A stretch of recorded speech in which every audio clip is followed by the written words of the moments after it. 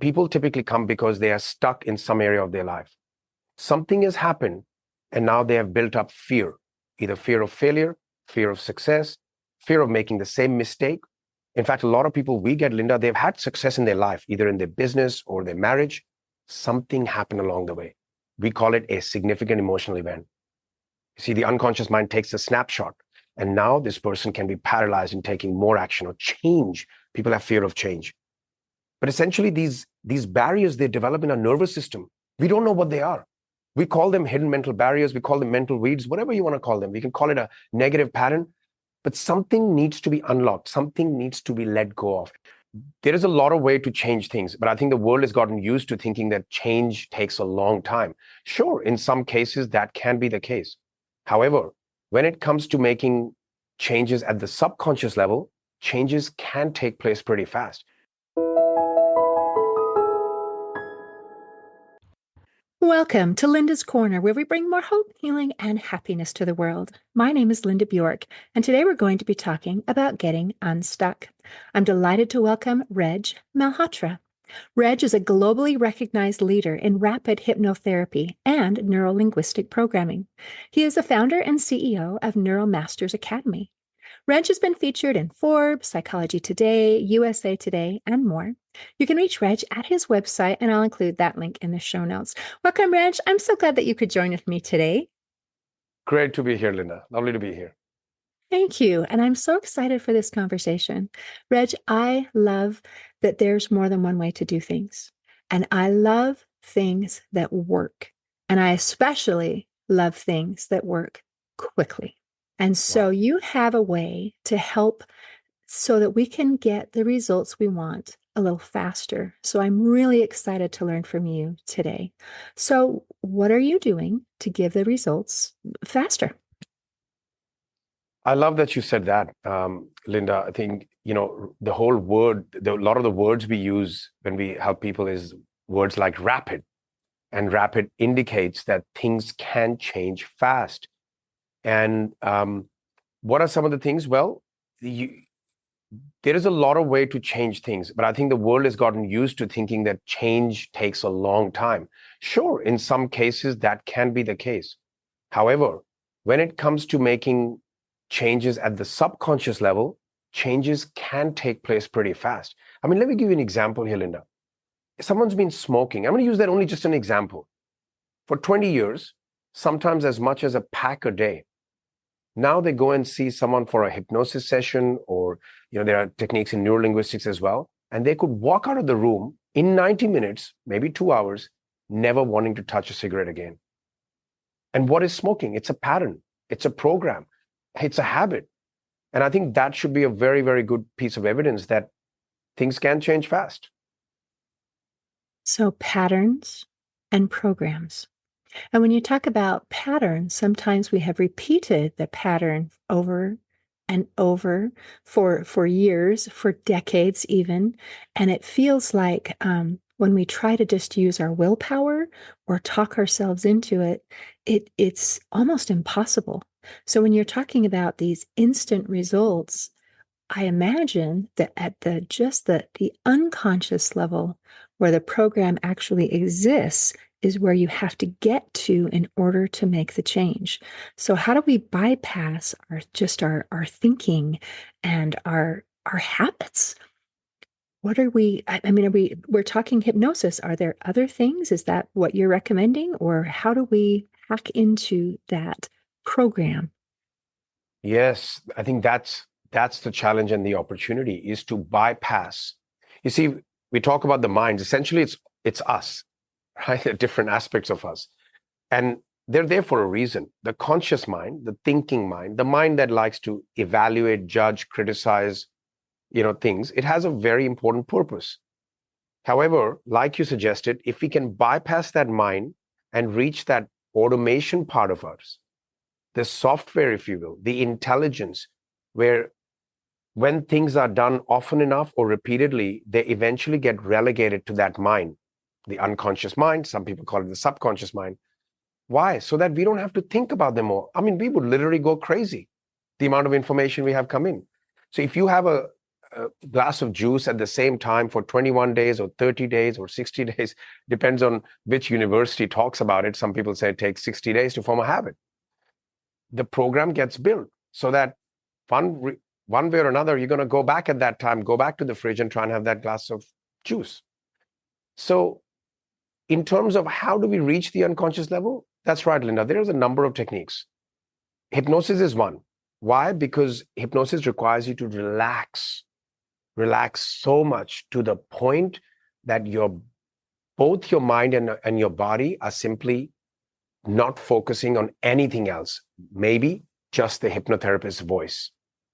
In this state, which is also referred to as state of trance, changes can be made because it is easier for us to accept the suggestions coming through. It's actually a very simple concept.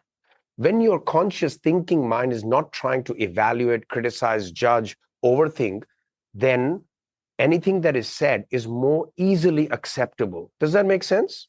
It's pretty simple, actually, when you think about it. It is, and yet it isn't, because we all have so many experiences where we don't get that result and we don't get past that inner critic. And so when you say it's so simple, I think yes and no. So Correct.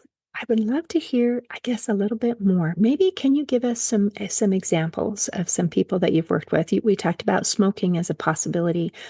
Maybe some, help us to have a little bit more courage, because remember we talked about we have our conscious, we have our thinking, and I know probably a lot of people listening are thinking, no, no, no. And the inner Yep. critic is already going, saying that's not possible. Yep.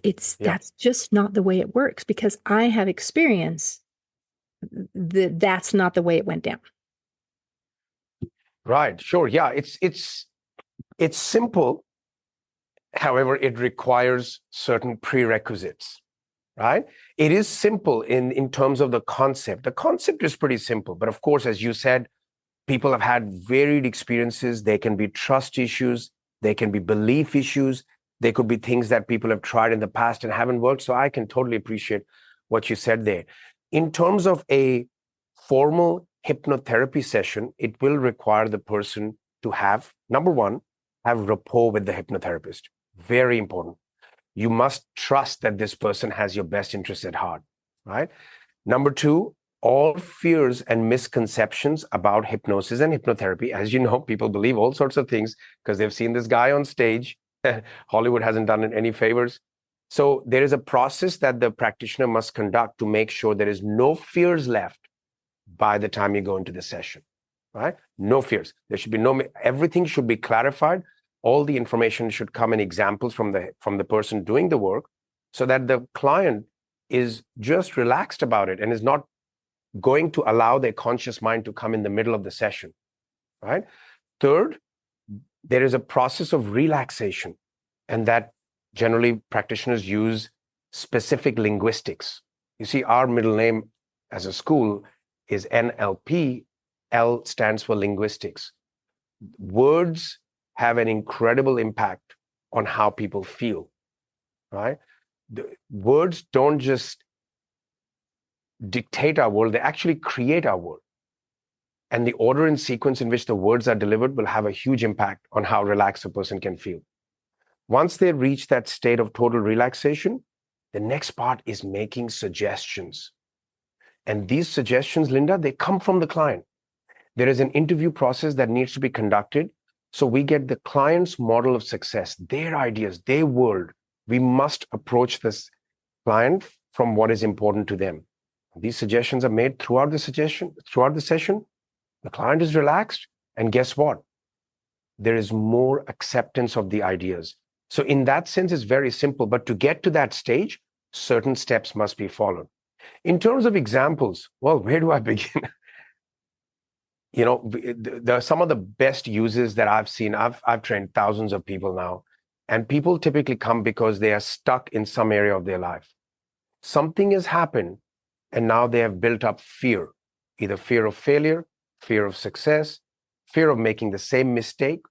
In fact, a lot of people we get, Linda, they've had success in their life, either in their business or their marriage. something happened along the way. We call it a significant emotional event. See, the unconscious mind takes a snapshot, and now this person can be paralyzed in taking more action or change. People have fear of change. So the first thing for people like that, I had someone not that long ago who, you remember the global financial crisis when markets were heavily impacted, and a lot of companies in America went down, and this was a very troubling period for a lot of people. We had a student recently, and he said that he lost a lot of clients' money. As you know, the stock markets collapsed, and he went into deep, deep shame. Imagine having a portfolio of clients and you have invested their retirement savings, and one day you wake up and majority of it is gone. And that was 2008 and 9, I think. We're in 2024. He has been effectively paralyzed since then. What do I mean by that? Has not been able to get back on his feet, has not taken on any new clients, has lived in guilt, shame, fear, anger, and sadness, some of the most predominant negative emotions. So he comes here because he wants to move on with life. He's hoping there is something that allow him to get unstuck. He learned hypnosis, he experienced hypnotherapy. We did a bit of neuro-linguistics with him because there's a lot of techniques that get you out of your stuck patterns. And he left the training completely rejuvenated. Now that was 3 days, Linda, 3 days of attending a seminar or course, going through the different processes. But essentially these barriers they develop in our nervous system, we don't know what they are. We call them hidden mental barriers. We call them mental weeds, whatever you want to call them. We can call it a negative pattern, but something needs to be unlocked. Something needs to be let go of. And for him, it was so powerful to see him wanting to. In fact, he has a big plan now of helping with the housing crisis in America, helping people. So there are people that have big plans, but something happens and they get stuck. Does that help understand that a little bit better? Wow, that was a beautiful example. And it had so many elements in it where we can be successful, and then we have some event that just paralyzes us with fear. And it could be in the Yes. workplace, it could be in growing up, it could be something. But we allow these events to become a barrier to paralyze us, that it just feels like we're stuck. We can't get past, and to be able to go through and clear that up. It's beautiful that within 3 days you were able to do what he had not done in more than a decade. And that is so hopeful. That is so hopeful. It So is. you're doing a training right now. Do you bring people in and help groups be able to work through this, or are you training facilitators to be able to do this? Yeah, so we're a training academy. We help people get the qualifications, the skills, and the knowledge to be able to practice this. As it happens, 70% of people who come to our trainings, they don't necessarily want to go out and do this work with other people. They come for their own transformation. The great news is they get trained so they can use it with themselves and others. Because in these programs, in order to be skilled and equipped with these skills, you have to go through the processes multiple times. Multiple times. Because your body knows, your mind knows, you see the changes while you're at the training. And for the 30% who do like to go and do this as a profession or work with other people, a lot of life coaches, a lot of yoga teachers, they are already working with people. We have a lot of psychologists, mental health therapists. They add this to their toolkit. But one common theme I'm finding, Linda, more than 90% of these people, they then use it with themselves. Because things are going to happen. Negative events will happen. When a negative event happens, what are the new stories you adopt? What are the self-talk you adopt? What are the limiting beliefs and ideas you adopt? Imagine now an event happens and you know what's happened, you know what fears have come in, and you develop a script for yourself and override that programming. And that's what this work is really all about. That's beautiful. That's very exciting that this is something that someone can do for themselves. When Yes. I think of the idea of hypnosis, it requires two people, someone to be kind of the facilitator and someone to be the, I don't know, client or whatever you want to call. And so how do you do it for yourself? So once you learn the techniques, you can engage in what's called self-hypnosis. And when it comes to NLP and neuro-linguistic programming, there is a number of techniques that help you get rid of phobias, get rid of negative emotions from the past, like anger, sadness, fear. When I've seen people who had 40 years of anger on their father, for example, 40 years. It's a long And time. to be able to let go of that inside of the training and to know it for certain, it's gone, we get them to test it. So a lot of these techniques, absolutely, you can help another person. But my goal, Linda, is to empower as many people. You see, you said at the start of this show, I like things that work. There is a term we use for it, actionable intelligence. There's a lot of fluff out there. There's a lot of talk. There's a lot of advice out there. All that advice reaches the conscious mind. You want people to have tools, frameworks, techniques. And so once let's take hypnosis as an example, there are basically 8 steps to follow.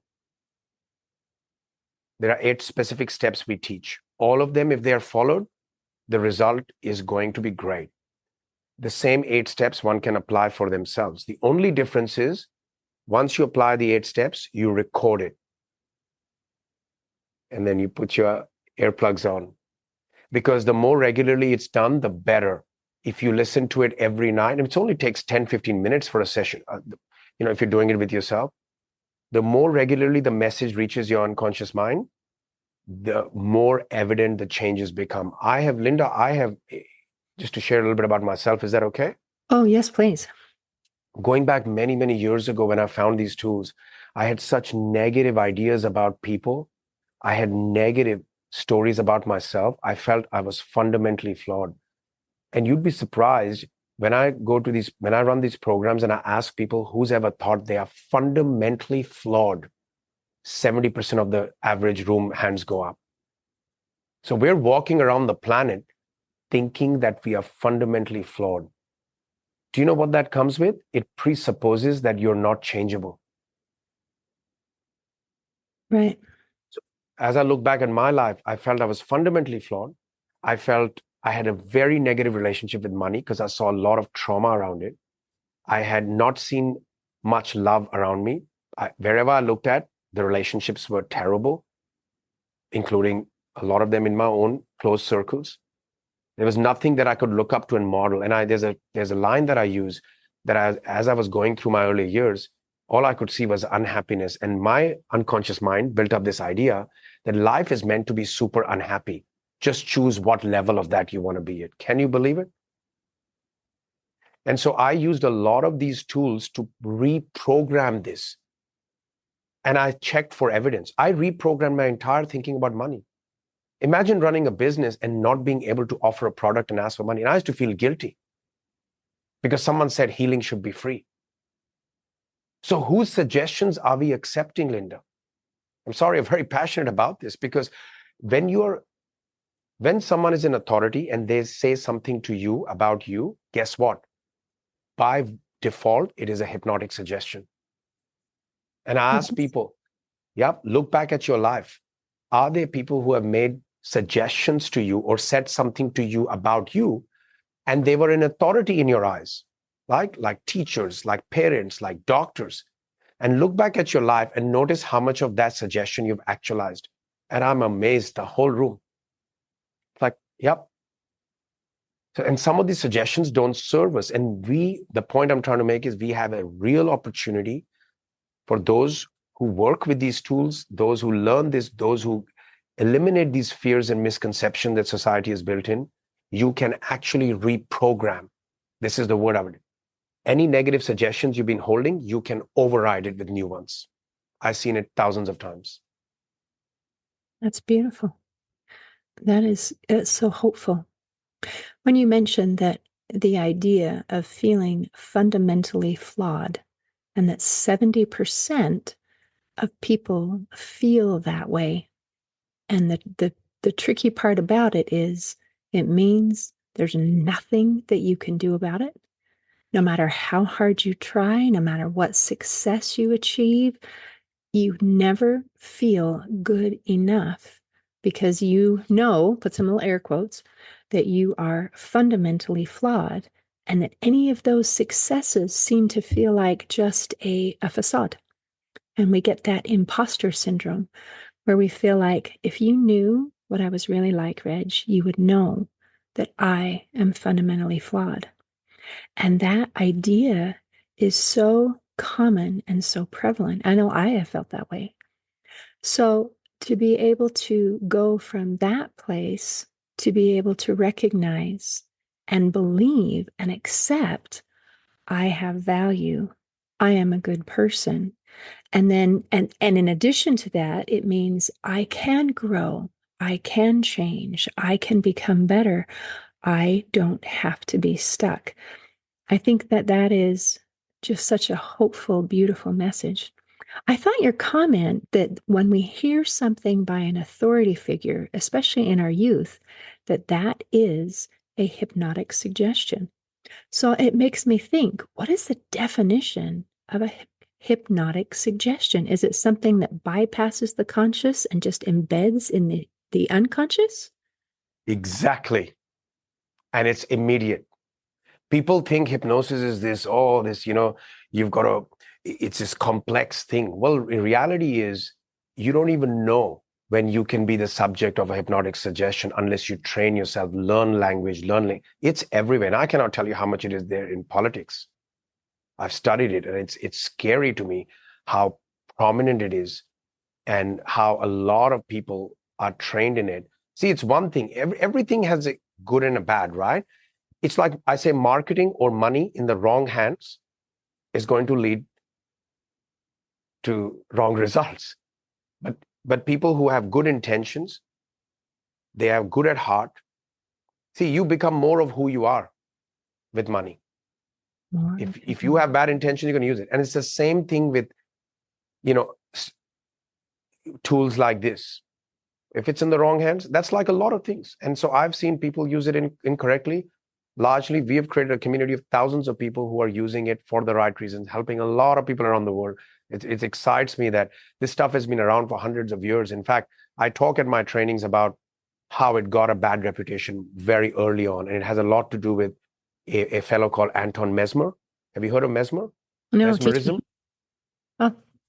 Yeah, it's a historical fact. Mesmer actually got it. And Mesmer was very instrumental in this field until he was discredited, because there were sections of people at the time who didn't want to believe and who didn't want to promote the idea that healing can actually occur through words or energy. And then, there was a point at which from 1795 to 1985, the idea of energy for healing was completely thrown out of Western medicine and Western psychology. And now it's roaring back in. Because, like you said, it works. I love things that work, and I love clearing up the misconceptions, because that matters. When we're misinformed and we follow what I think we're all doing the very best we can with the information that we have. Correct. But when we're misinformed, our results are not what we want.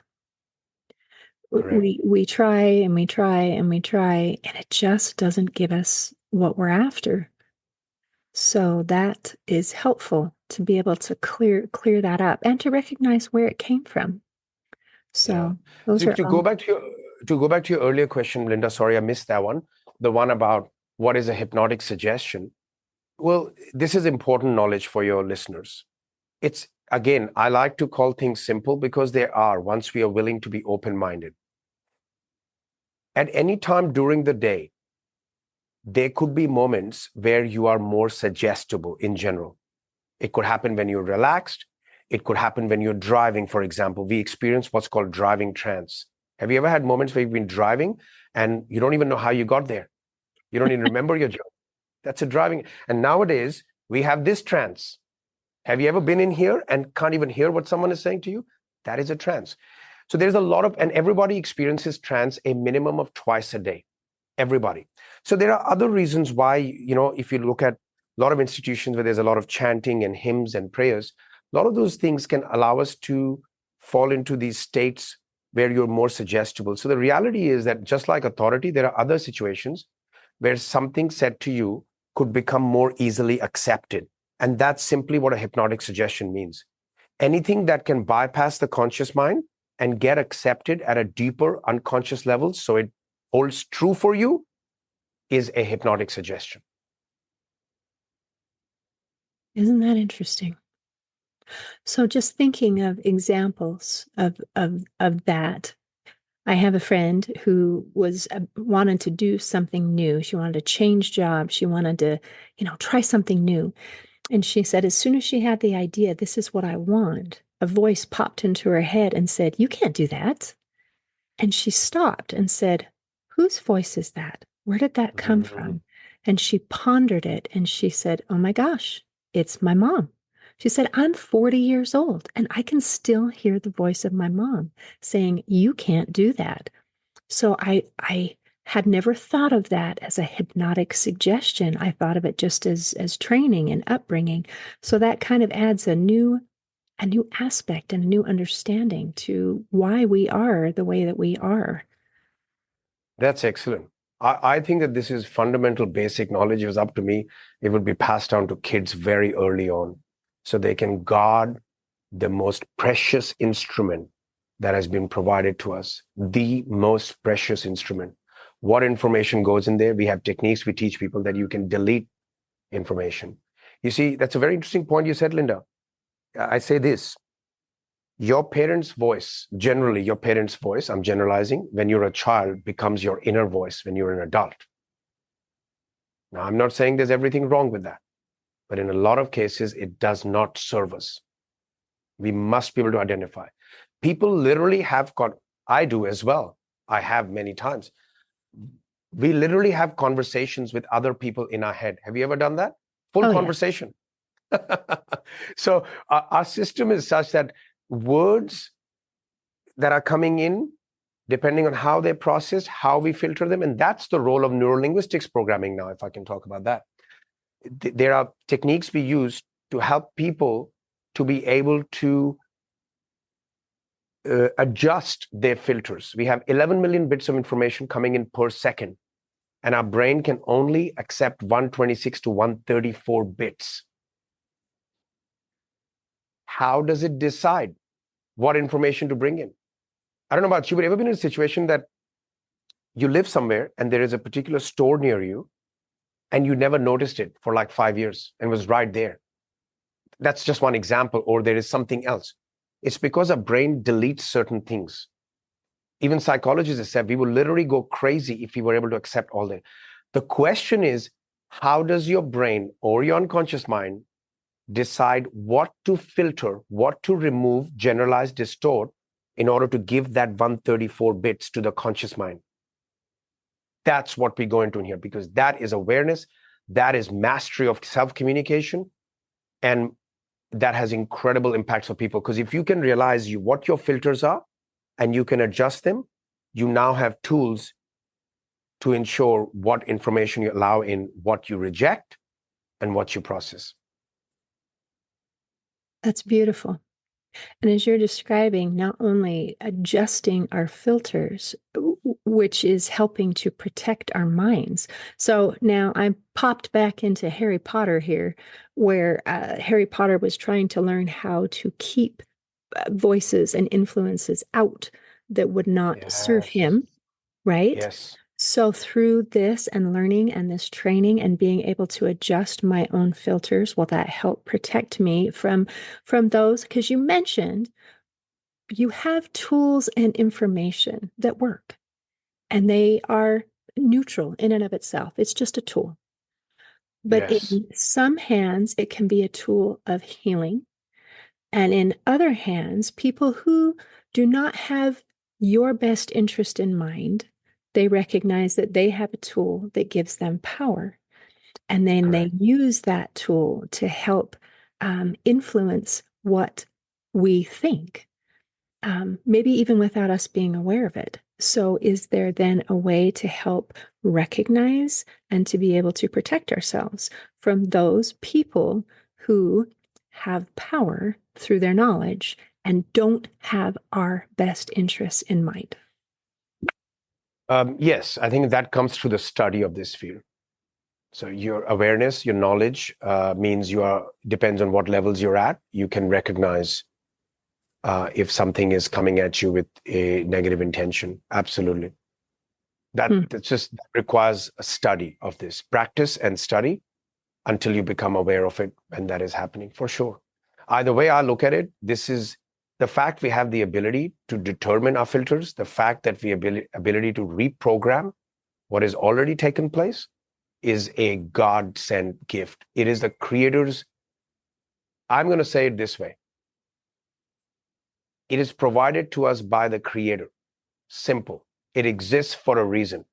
Why should some people have that knowledge and not the others? This is why I got into this work, Linda. When I experienced what I experienced, when I saw, I'm a father of 2 sons. I've been married for over 20 years. I run multiple businesses. I have a large team. And I'm sitting here telling you that when I realized the power of this, of what it had, I had a complete 360 reset. There's a gentleman called Massey who wrote about the fact that who you are is where you were as a child. I completely disagree. Completely and utterly. Because that does not give any. I can see where it comes from, but that presupposes that change is not possible. In reality, if you can change your filters, if you can change where your mind goes, what's important to you, your values, your meta programs, your beliefs, you're actually a different person. You have the same body. People say, oh, we only have one life. I disagree. You have one vehicle. You have one body. And this has been my journey, Linda. I could not even say more than hi, hello to the Reg from 15 years ago. I wouldn't know how to have a conversation. Interesting. So with the quote that you shared, I would maybe suggest that that's our default setting. That if Sure. we are not aware and if we just run the program, then we are going to end up in that same place that we started, that same place basically where our parents put us in the little circle, whether they intended to or not. But we don't have to stay there. We do have a choice. There is something we can do about it, and we have the power to choose something differently. And that is wonderful. So thank you for sharing with us today. This has been beautiful. Is there anything else you want to make sure that we cover before we close today? I'd say this. Number one, for anybody listening, I love what you said there, and I've used the word hopeful a few times. You have. I love that. I want to remind your listeners that this is not some hairy-fairy, possibility-driven concept.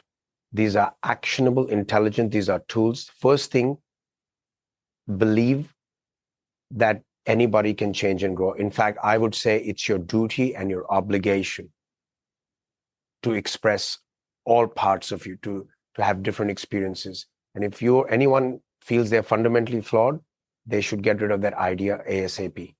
ASAP. People feel they're fundamentally flawed because of their gender, because of their skin color. There's all sorts of things, right? The reality is that there is always someone who needs you, the exact constitution that is you, who is going to get value from you. We're all unique. We're all different. So we must adopt the belief that number one, we're changeable. And number two, we should respect and understand our unconscious mind, which is an intelligence. It's nothing spooky. It's a gift we have. It's an intelligence, and it's designed to help us survive. We want to work with it so it helps us thrive, not just survive. So get some tools, start reprogramming, and watch the changes unfold, and focus more of the time on what you want. That's beautiful. Let's focus on what we want rather than worrying about what we don't want. I think that's Correct. an excellent place to start, a good action step. Well, Reg, thank you so much for sharing with me today. This has been very enlightening. It's been a pleasure to be here. Thank you, Linda. In closing, I'd like to share a quote by Les Brown. He said, "Life has no limitations except the ones you make." Today, I invite our listeners to get unstuck and live a life without limits. See you next time on Linda's Corner. Thanks for listening. Please share and subscribe to help us reach new listeners. And if you'd like to heal your life from the inside out, there is a free video series at hopeforhealingfoundation.org. Just click on the free stuff tab. I also invite you to grab a copy of one of my books, like Crushed, A Journey Through Depression, and You Got This, an action plan to calm fear, anxiety, worry, and stress. See you next time on Linda's Corner.